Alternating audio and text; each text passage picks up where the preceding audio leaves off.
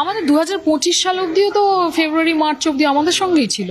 আর বানাতে তো সবকিছু অন রেকর্ড থাকে, তোমরা তো জানোই, এত সিকিউরিটি এত কিছু আমাদের সঙ্গেই থাকতো।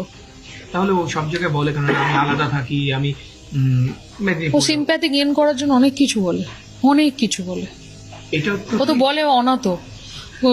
যার বাবা মা ছিল, মানে ওর বাবা আমাদের ওখানকার স্কুলের টিচার ছিলেন, তো আর যার এত ওপরে 7-8 জন ভাই আছে, সে তো অনাথ হতে পারে না। তো সিম্প্যাথি গেইন করার জন্য অনেক কিছুই বলে। আর সবচেয়ে দুঃখের আর লজ্জার আমার জন্য যে ওই মেয়েটা আমার মেয়ের বয়সী, মানে আমার মেয়ের থেকে 2 বছরের বড় মাত্র। এটা সবচেয়ে আমার কাছে লজ্জার। মানে এরপরে আমি আর ভেবেছি যে এই লোকটার সাথে দূরে থাকাই আমার তো না, তাতে ও নিজে স্বীকার করেছে যে ওরা বিয়ে করেছে, যেটা ইল্লিগাল, আবার প্রমাণ করে দিয়েছে।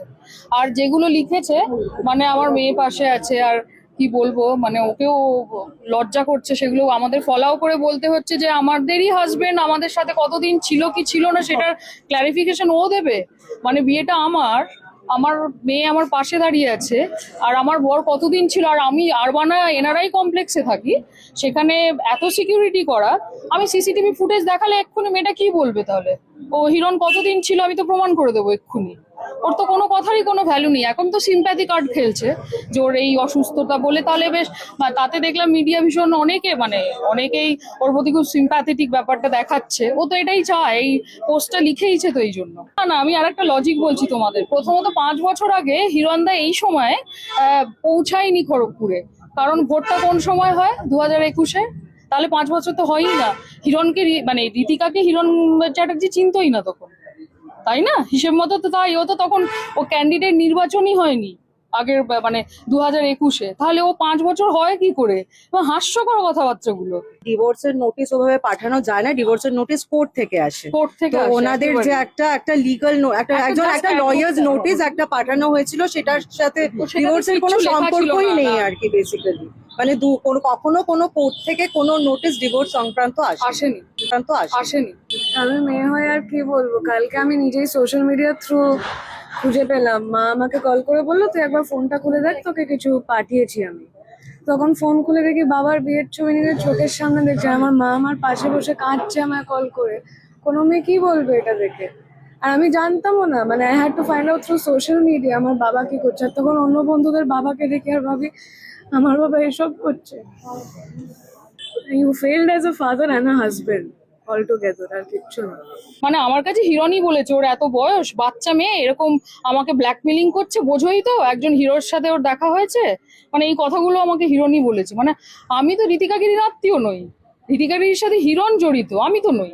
আমি ওর মাও না দিদিও না। আমার তো বয়স, ওর এক্সাক্ট বয়স তাহলে ও প্রমাণ করে দেখাক না, ওর বার্থ সার্টিফিকেট দেখাক, ওর বয়স কত প্রমাণ করুক না। আমি তো সমস্ত প্রমাণ নিয়ে যে থানায় এসে করে গেলাম, ওকে করতে বলুন।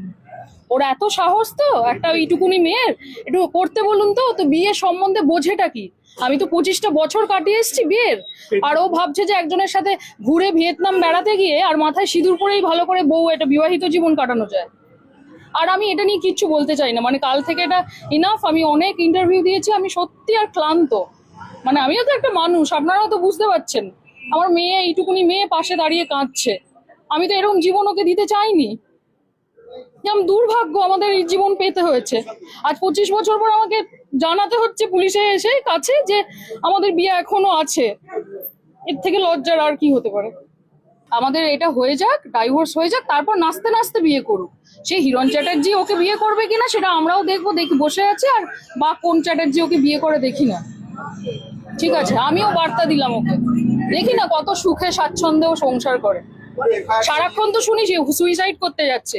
যে মেয়ে বিয়ের আগেই সুইসাইড করতে যাচ্ছে 15 বার, সে কত সুখের জীবন যাপন করবে আপনারাই তো বুঝতে পারছেন। ভাই আমরা সবে কমপ্লেনটা জমা দিয়েছি, আমার কাছে আরো অনেক কিছু প্রুফ আছে যেগুলো আমি এক্ষুনি বলছি না। আমার মেয়ের কাছে ওর বাবা নিজে পাঠিয়ে রেখেছে, যেখানে রীতিকাগিরি নিজে বলছে, মানে হিরণ নিজে বলছে মেয়েকে যে রীতিকাগিরি নিজে টেক্সট করে লিখেছিল একদিন, আমি সুইসাইড করতে যাচ্ছি। হ্যাঁ তুমি খুশি থেকো, আমি সুইসাইড করতে যাচ্ছি। আছে তো স্ক্রিনশটটা। 9 নভেম্বর তো ও তো বোধহয় চলে গেছিল, পালিয়ে গেছিল। মানে ও খড়গপুর ছেলে পালিয়ে গেছিল যে মেয়েটার থেকে যাতে পালাতে পারে, আর আমাদেরকে বলেছিল যে তুমি চলে এসো। আমরা তখন সত্যিকারেরই বোকার মতন, আমি আর মেয়ে সত্যি বোকা, ওর ম্যানিপুলেট করতে পারে ভীষণ ভালো। আমরা দুজনে ব্যাংককের টিকিট কেটে আমরা একসাথে ব্যাংকক যাই। তার সমস্ত ছবি টবি তো আমি পোস্ট করেছি, মানে আরো পাঠিয়ে দিচ্ছি তোমাদের সবাইকে। ব্যাংককে আমরা একসাথে ওর জন্মদিন কাটিয়েছি, তারপর থেকে হিরণ আমাদের সাথে টানা 5 মাস থেকেছে। আমি সমস্ত ডিটেল লিখেছি, মানে আমাদের বাড়ি কিনে দিয়েছে সবচেয়ে বড় কথা। আমাদের 3 জনের নামে ফ্ল্যাটটা তো আর ফেক নয়, নিশ্চয়ই ডাইভোর্স হওয়া কোনো বউয়ের নামে কেউ ফ্ল্যাট কেনে না। এটার উত্তরটা ঋতিকা গিরিকে আবার দিতে বলুন, তারপর আমি ওর সাথে কথা বলবো।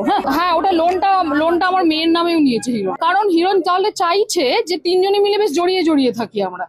তার মানে আমিও বেরোতে পারবো না। আমি জানি না ও কি চায়, আদৌ আমাকে ছাড়তে চায় না থাকতে চায় নাকি ঋতিকাকে বিয়ে করতে চায়।